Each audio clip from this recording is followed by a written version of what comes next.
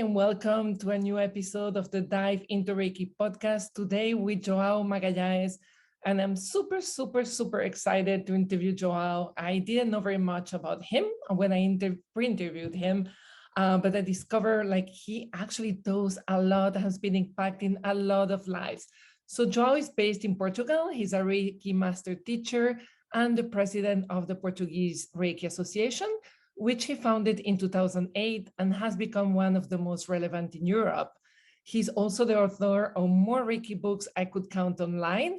In Portuguese, I'm going to say a couple of titles and translate them. O Grande, Livro do Reiki, The Big Book of Reiki, Reiki, Guia para Una Vida, Feliz, which is Reiki, A Guide for a Happy Life, and Reiki, Energia Universal, Reiki Universal Energy. And for you, those of you who speak Portuguese, I just said it in Spanish. I'm sorry, my Portuñol is really bad.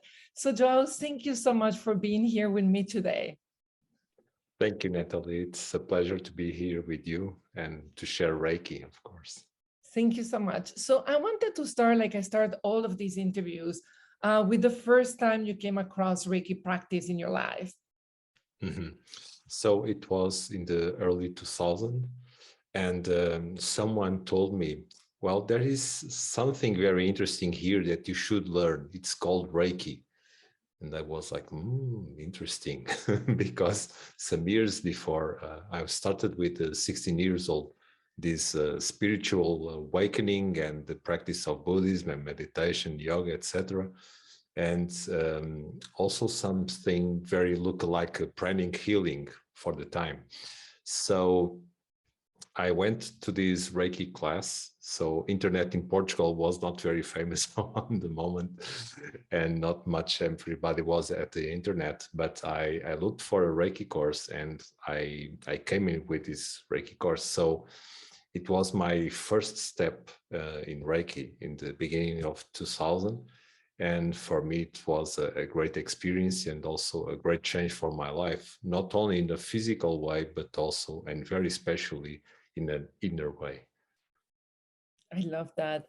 And I have a question, because after we talk and you mentioned that you were practicing Buddhism already, most of us, when we go to Reiki, we don't have any reference of what could have been the historical roots or the spiritual roots of Reiki practice.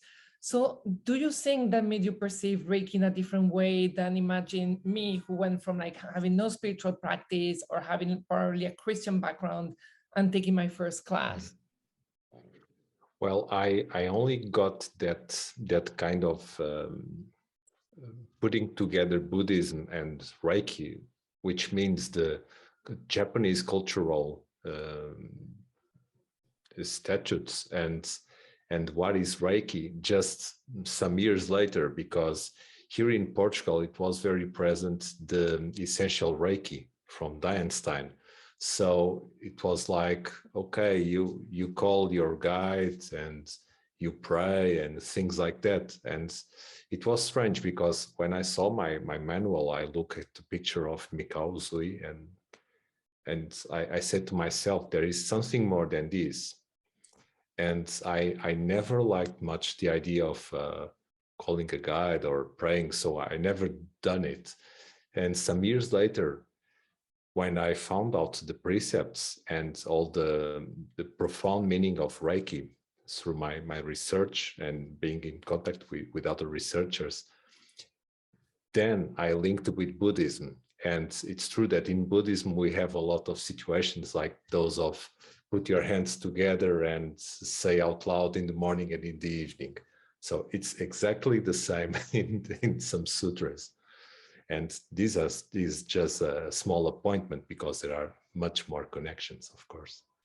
Perfect. Yeah. And I think we all have very different way of practicing, and guides and all of that is great, as long as they don't hinder or like deepening of the practice, right? And I think that's why a lot of us are really bringing the precepts forth. So we remember, like, yes, we can have different way of practicing. We can have 3 centers of chakras, but we shouldn't try to go deeper no matter how we practice. So I love that you're bringing that. And then I was very impressed with you, because when I ask you, and perhaps because, you know, sometimes it's really hard to organize things in Reiki, and you have created an organization that actually like everybody talks about, right? When I interview someone in Italy, in Holland, like, oh, I spoke at the Reiki Portuguese Association. And when I asked, how did you start? You said, I started by myself. And I wanted you to share a little bit of that, like how was that journey and what motivated you to create an association for Reiki? Mm-hmm. Well, in truth, there was a special event that made me create this association, because it was a very bad experience with a Reiki practitioner. So this recalled me that, okay, we have some inner guidelines, but we don't have guidelines for society. And also that there was a need of we as Reiki practitioners get together and speak and change ideas and put things moving on here in Portugal. So these were the two main bases for founding the association. And it was amazing because I started by myself, and mainly I am an introvert. So speaking with people, it's always very funny, and nobody says that I'm an introvert. And well, I started contacting people. I don't even know how I could manage that, but I started talking with people and showing them the idea of the association and showing the concepts behind it. And people agreed with that, and especially because this is a very inclusive association. So, and I'm very proud to say that this is truly an association, which means that it's an institution made by people. So I may be the president, but I'm not the person that does everything.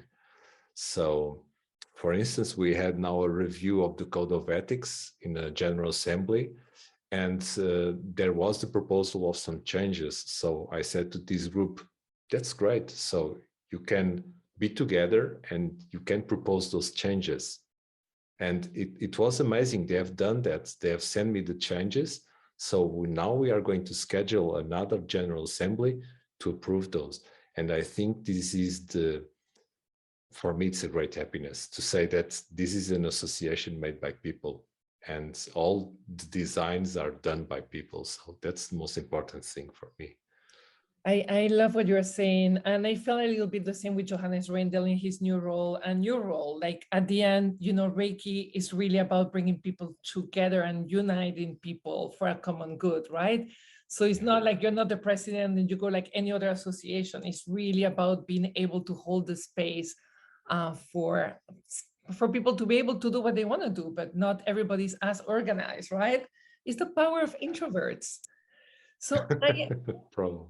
it is probably because the extroverts were out there, you know, like doing noise, which is a good thing as well. So I had a question because the code of ethics, right? So I wanted to touch base a little bit like that, because obviously we all have our practice and its own practice, but what can a code of ethics add to a community of Reiki practitioners? What kind of guidelines, or what do you think is the positive impact, to put it correctly, of having a code of ethics?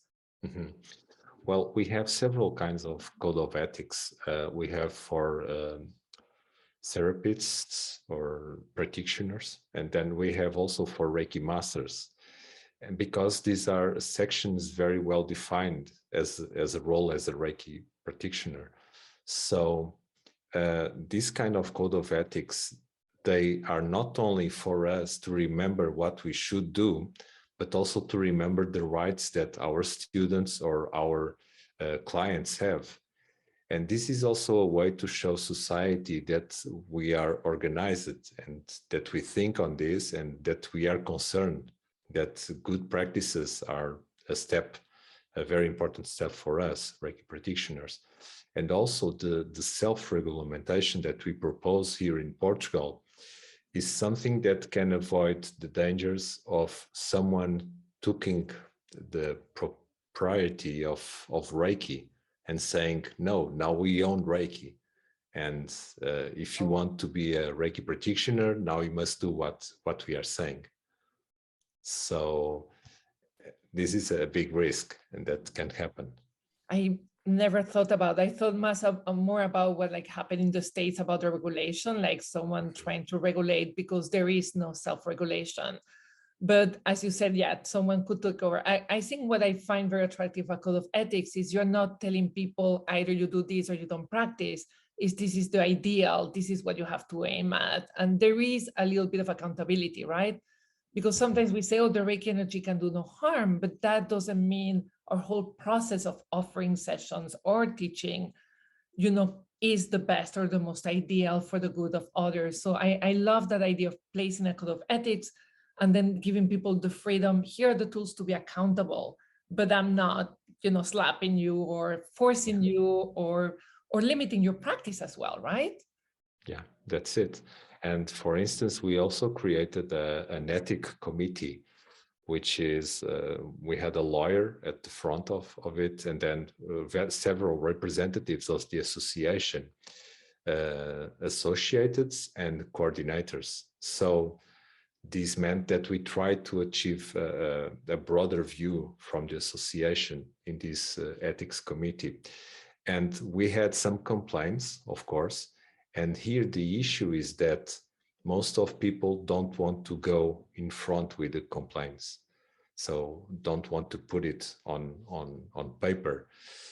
But also some complaints went forward, and we also expel some associated. So this is very important to people to be aware that sometimes is not because you are a Reiki practitioner that you are doing right, or that you belong to an association that you are doing right. So we must be accountable for what we do, and we must have things very very right on our head. But it's like you're saying, we don't force anyone to do anything. This is the most important thing. And also one of the bases of the association is to bring clarification. And clarification is a passive thing. If you want to be clarified, it's great. If you don't want, you won't be. So we passively just have this to give you. And if you want, okay, let's go aboard and let's take up the train. So this is the idea, is to bring some clarification to the society, also for Reiki practitioners, because some may not have the idea and sometimes even may do something that is not correct by not knowing.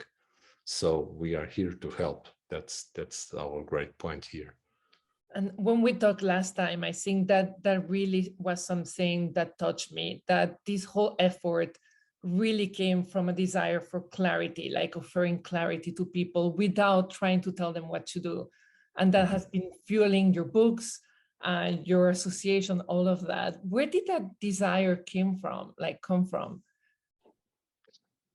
Well, especially from what I experienced in life. So if we live, well, trying to explain the historical part of Portugal, my greatest influence here in life was my grandfather, and Portugal had an extended period of time where fascism ruled. So, for instance, my grandfather he was a very spiritual person, and at the time he had to burn all his books. Oh, no. Because he was he was persecuted by the police. So he had to burn everything. He had to be hidden of the police, not to be charged for something. Okay, so not going against the regime. And even he told me stories about buying books under the under the table and stuff like that. Black market of books. Oh my God. So that brought me an idea of, okay, so we shouldn't be so strict. And also, as a rule, I don't mind to have a person that doesn't like me and goes against my ideas very near me. I really don't mind that, because that person is teaching me something. So I accept very well when somebody says, no, I don't believe in this, or this is wrong, or something like that. And that's very important to may be able to listen and may be able to change. But doing something like this means that we are going to evolve very slowly, because we are trying to push a train with several carriages and with people with a lot of own ideas. So, but that's the way of creating something that will last. So we have 13 years and we are here, and other associations closed. And this is because we just want to go slower. And sometimes people say, no, but we should have now Reiki regulated and recognized by the state, and etc., etc. But what happened here in Portugal when the recognition of alternative medicines came, well, it was a shot on the feet for them. So it was not a very good thing. So if we went through that way, well, probably Reiki will end here in Portugal. So that's the idea. It's trying to listen and trying to come with everybody for a common ground. And the biggest inspiration for that is, without a doubt, the teachings of Mikao Usui. I love that. And I love what you said. Like, we often, when I first heard of regulation in the States, I'm like, oh, but it will give us like, you know, like we're serious, like we are like recognized. And then when I saw all the downfall, like the cost of it, I basically will have to quit my Reiki practice to others. Yeah. It was like, because the cost was like probably more than what I make in a year, at least for the first year. And then again, the curriculum, everything, it was very limiting. So it looks very tempting, but yeah, as you say, we have to go slowly and carefully. Yeah. And sorry if you can hear hopefully you can hear, I live in Harlem and all the boop, the alarms are going on, but that's part of the city. Well, and Nathalie, for instance, you are a person that you have learned Reiki and you have practiced Reiki, and who can say to you that you can't practice? Right? Who is the politician that has the right or the experience in life or the knowledge to say that you can do it? So that's the problem of that kind of regulation. Absolutely. For me also, like, I think language is a big dangerous thing, right? Because if I say is my spiritual practice, you cannot tell me anything. If I say is alternative medicine, then do you understand? There is, I think also how we handle language has to, like, little by little, we need, and I think we've come out of the closet as a spiritual practice for the last few years. But I think that the language part is where it becomes tricky as well, right? Because it's such a personal, unique experience. So I love, as you said, like, start slowly and together, right? And coming together and offering the space. I love that, because I can imagine I would have been the opposite. Like, people want to change the code of ethics. I will have them all in a room for like 3 hours and will have been exhausted and gone nowhere. That ability to let go, oh, you want to work on it, instead of like being there, just giving space for people. And I'm sure actually empowering them to think and then realize, okay, it's not as easy as it looks. Let's work together and we get it done. But I think they also appreciate all the work that goes behind it. Yes. So I'm still in lessons here from you. I'm like, I'm going to get to Joao's brain and put it into mine a lot. So I also, another thing that really touched me when we're talking, it's, you know, obviously you have your Reiki business, you have the association, but you do also a lot of nonprofit. And you were telling me that when you trained, you spent how many hours? You gave like 2 years of sessions? Yes, 2 years. For you to talk a little bit of that experience about offering sessions to others, and then the part about like the part with the people with Down syndrome and the elderly, who we can bring Reiki to society in a beautiful way. Yes, okay. So after I ended my Reiki practice through the level 3, I started working as for free in a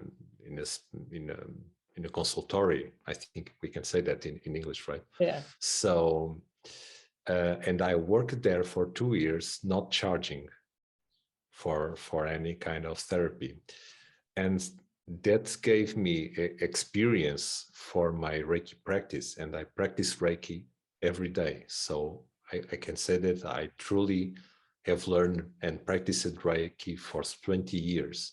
because more than 20 years, because I really practice every day. And this gave me a very sensible approach to people and to diversity, and to learn what to do on a Reiki consultation, on a Reiki session. And it was really important for me to achieve that. I'm not saying that it's important for everybody, but for me, it was important. And this was also a part of the teachings of my grandfather, because he also have done many things in a volunteering way. So I define my life as I will do volunteering in all the spectrum of my life, in everything that I do in life. So when someone tells me, oh, you shouldn't charge in Reiki, it should be for free, I ask that person, well, what is your profession? And the person may say, well, I'm an accountant. Okay, so do you do your work for free? Oh no, I have a job, so I'm paid for it. Okay, so you should volunteer yourself also to give for free what you know. So, and also I'm a designer by profession and by study. And when someone came to me with a design work, I had a kind of a connection, and I saw the end of the work when the person was speaking. So this is spirituality working. And spirituality is not something that you can just take as a coat and leave it at home, and then you go to your work, and then you come back and you put it again. So everything in our life is also moved by our spirituality. And volunteering is something that you should give in everything that you have learned in life. So this is my precepts. Those are my precepts. It's the way I work. And nowadays, if I really see it, at least 80% of my work is volunteering. So if I'm going to look to my Reiki therapies, most of them are volunteering, and some of them are paid. And also when I give courses, it's the same rule. So if the person can't pay, she won't pay. So that wouldn't be an impediment to learn Reiki. So this is my precept. These are my precepts. And for me, the volunteering is a way to give back to life what I'd received so much. So going to that idea that you brought about people with the syndrome of Down and the elderly in volunteering, well, this is a project based in Guimarães, where my wife is, and they started many years ago with an institution that has activities and also a home for some of those kids. And it was very interesting because we started to implement a Reiki learning project there. And it was like, how's it going to be teaching Reiki to them? Well, we had some adaptations, of course, and it was the effort of many volunteers. And it was beautiful because first in the institution, we just gave Reiki for them to know what it was, and okay. And then who wants to learn? And we had several people wanting to learn Reiki, and it was very funny. So they have learned level 1, and even some went to level 2. This is amazing. And Wow. one of those kids, a girl, she even had a very special relationship with Reiki, because she said, well, I speak with Sensei Uzui, and he tells me to do this and this and that and this position and that for this and that. And it was amazing because it fit on the purpose. So it was something really amazing, really amazing. And then my wife, she got a project that was for them to give Reiki to some elderly people in a day center. And it was really amazing. We have some pictures and some films about that. And it was incredible because the elderly people, they received them very well. It was very beautiful. And they liked a lot Reiki. And we are talking about people that don't have much in mind. So Reiki flows in another way. When we have too many clouds in our mind, Reiki is stuck, or at least the feeling of Reiki. But they don't have it. So Reiki flows in a different way.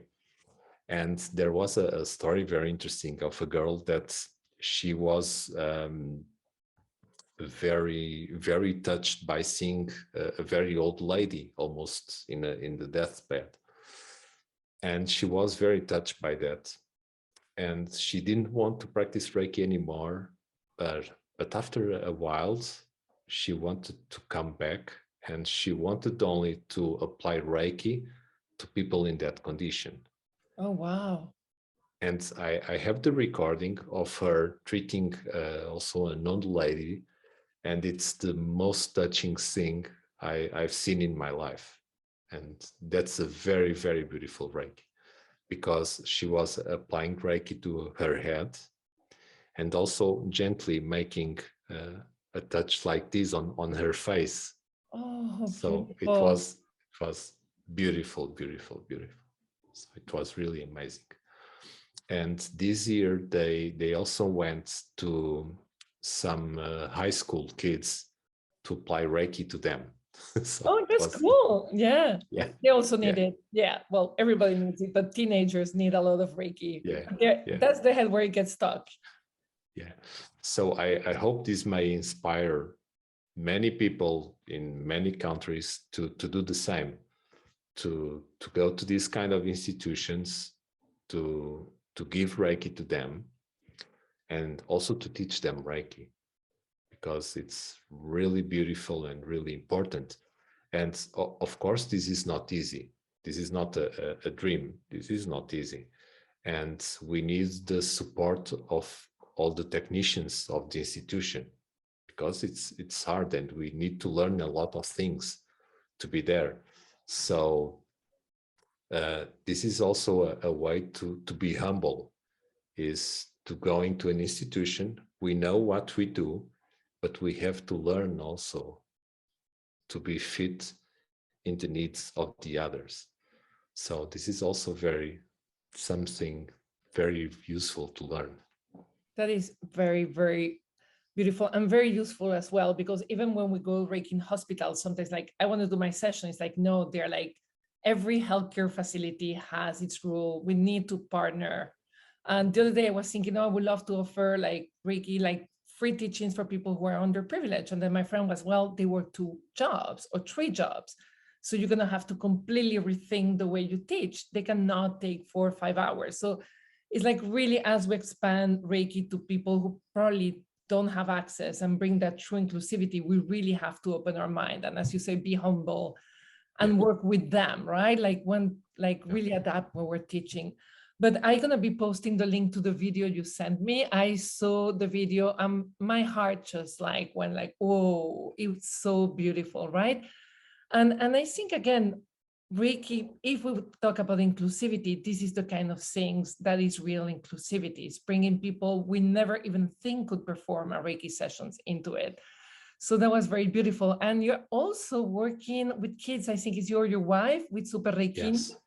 Yeah, so, my wife. Yeah. So in English, that means super little Reiki or Reikist. I don't know how to translate that. Yeah, that's it. That's it. You guys are very creative to bring people outside there. So if someone wants to bring Reiki to kids, what is the tip you will give in terms of teaching kids or young people to perform or practice Reiki? Yeah. So first of all, they are very sensitive. Well, at least here in Portugal, because cultural backgrounds may be different on other countries, but here we found them very sensitive and also very eager to express their emotions. And my wife always reports a lot of stories she got in schools, and things like, well, I feel a big rage on my heart, and I feel very sad about myself. So children nowadays, they are dealing with very strong emotions, probably things that we didn't have when we were kids. So we had also our problems, but maybe not so intense than nowadays. So the first thing is to be very attentive to what children may need and help them with the 5 principles to manage those emotions. This is something very important also. So our work here is very based, very centered in the 5 principles. And then also we have created a sort of a story. She created a story that means that our character goes through the chakras, and these chakras are like caves. So the kid goes also with his superhero, and he tries to find out how is each chakra. So a chakra is also, yes, the chakra is also a consciousness center. Yeah. So he's diving inside of himself and expressing what is happening, and also having resources to deal with those situations. So this is generally what we try to do with them. That sounds like so much fun that I actually want to like go smaller and learn that and go back in time. And I love that you also adapt again your teachings, right? We're teaching for the institution, now adapt it to kids, like they're more into storytelling, you know, visual, and that is how you communicate with them. And this leads to the 5 principles, right? So for for some lineages and some people, the Reiki principles, sometimes they're not thought as the core of the practice. They're more like, okay, you recite them 3 times here and there, but also Japanese recitation and Western recitation is very different, right? So what do you think is the role of the principles, and what can it offer to people who perhaps have not practiced very much with them until now? Mm-hmm. Well, it's like Mika also said, it's the secret art to invite happiness. So just for today, which means be present in your life. So be present in this moment and what you should do.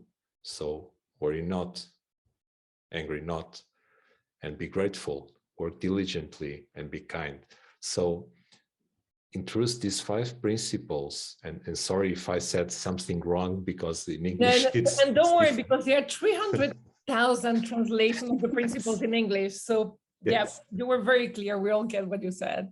Okay, so the idea is to listen these principles as they are introduced the secret art to invite happiness and the spiritual medicine for all diseases.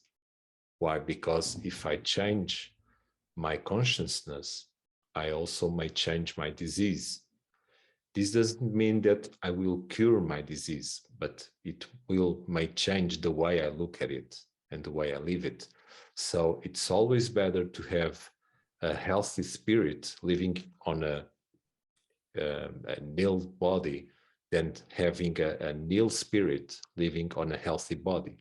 Yeah. So for me, the principles are in reality the basis of Reiki. So when I have a problem, I will reflect with these 5 principles. Where did I get lost my harmony?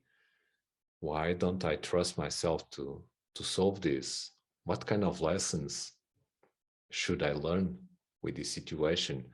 How will I work to solve this? And how being kind to myself and to others? So the 5 principles are really profound. And well, and I love the twist you gave them, right? Because a lot of practitioners, they're turned off, like, do not angry. Like, it feels like I cannot get angry, but you say, where did I lose my harmony, right? So you're giving, or like, do not worry, like that beautiful, like, why don't I trust myself? So I think also, like, those are some cues, and I'll put them in the notes as well. There are new way of seeing the principles that really help us reflect on them, especially like when I came to them, I came from a very Catholic background. And for me, it was like, do not anger. It was so hard that I actually put those principles in like the drawer. I didn't want to see them, right?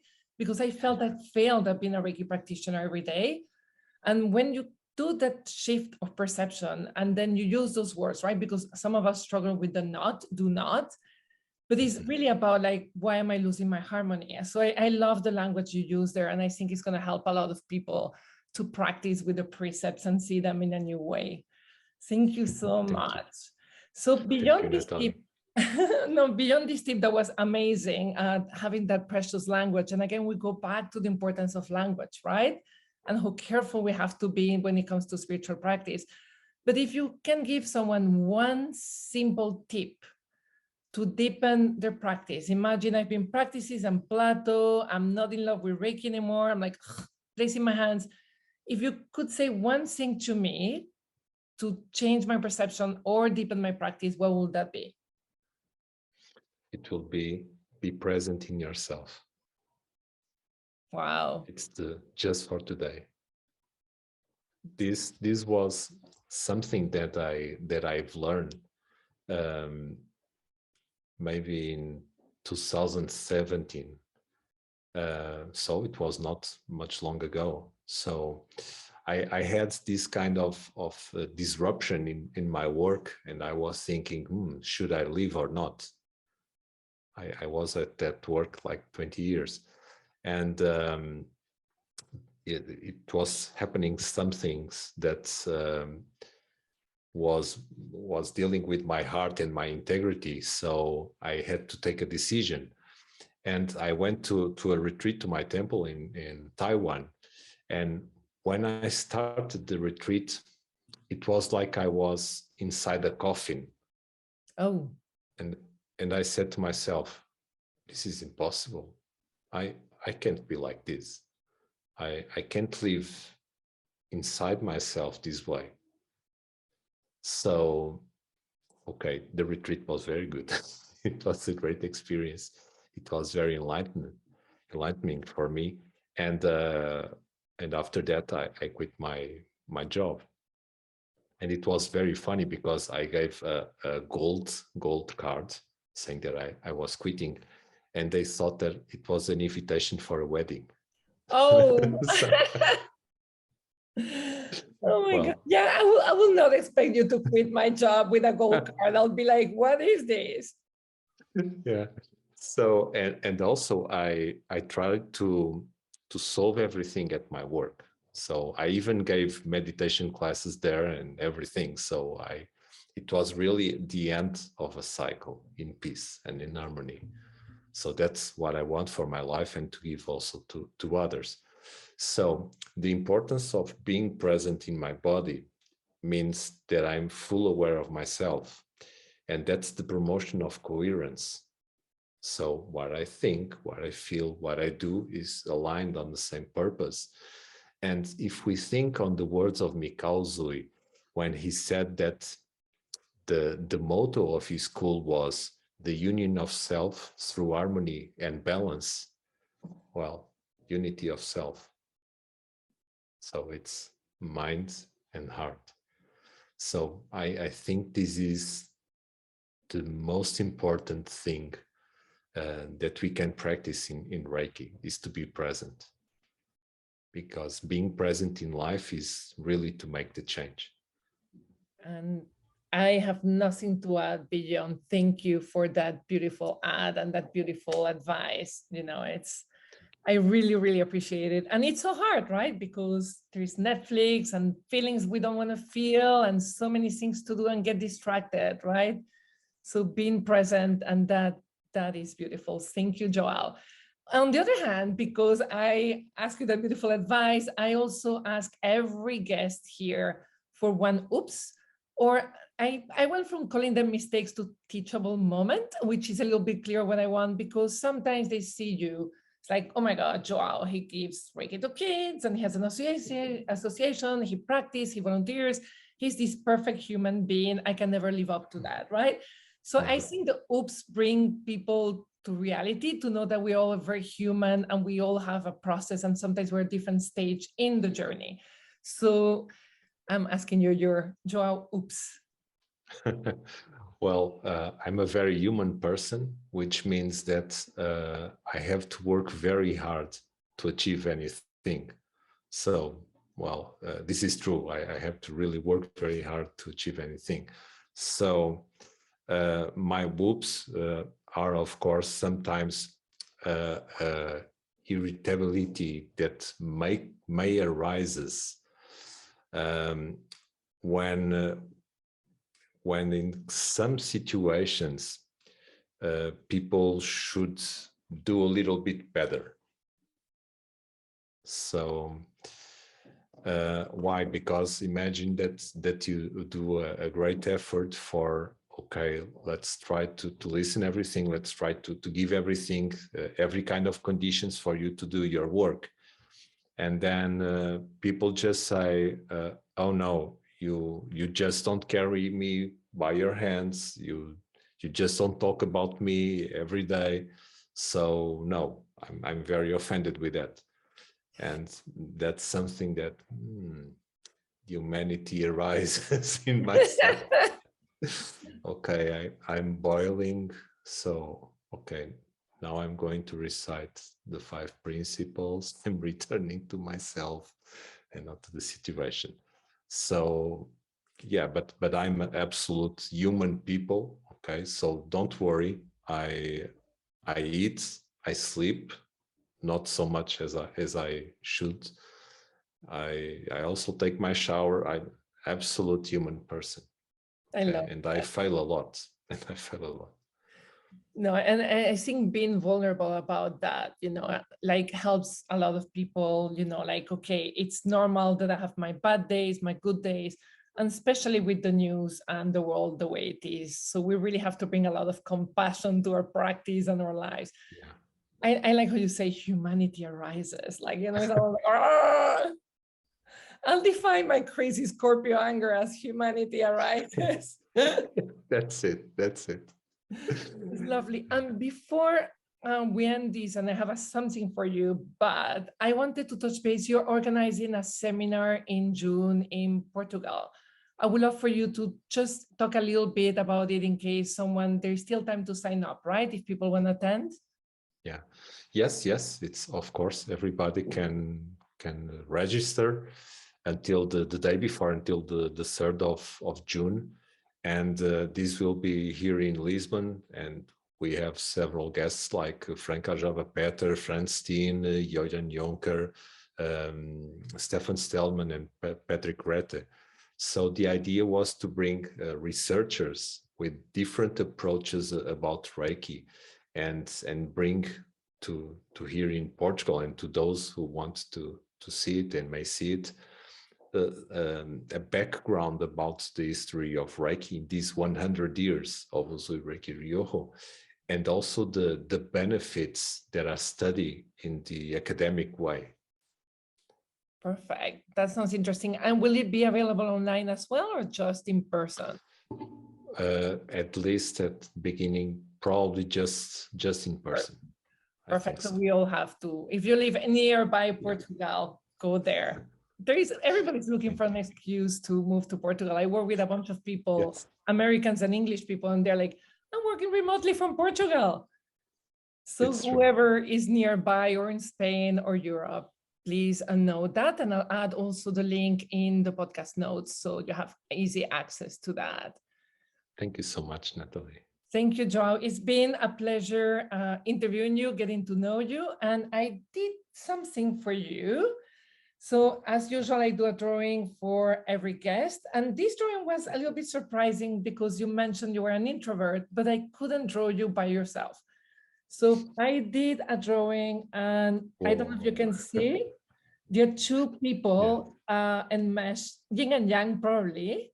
And then there is the non-duality. The flowers, always gold and silver, represent non-duality. And in my head, you were so united with everyone that I couldn't draw it by yourself. And also the coming together of opposites to bring harmony. So. Well, I'm just, well, I don't have words. Thank you so much, Nathalie. It's really beautiful. Thank you, Joe. I'll be Really. sending you that, and hopefully it will get into the mail. You'll get it in a week or two in time for the seminar. Thank you so much, Natalie. It's a pleasure to be Thank you, here Joel. with you. It's really incredible. Like, I think you share so much wisdom in such a simple, clearly expressed way. I cannot stop thanking you for today's interview. Thank you.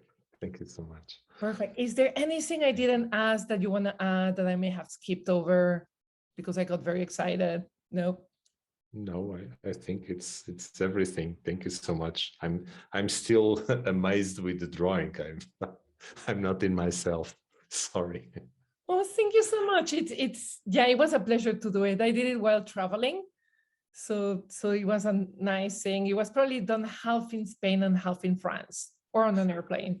But it was like, again, when the image come to me, they're where they are. So thank you so much for sending or creating the energy for that drawing. Thank you. Thank you so much, Natalie. Perfect. So wishing you the best of days and hopefully meeting you soon in person, even if it's next year. Thank you so much. You too, Natalie. Thank you so much. Everything good for you. Thank with you. Reiki.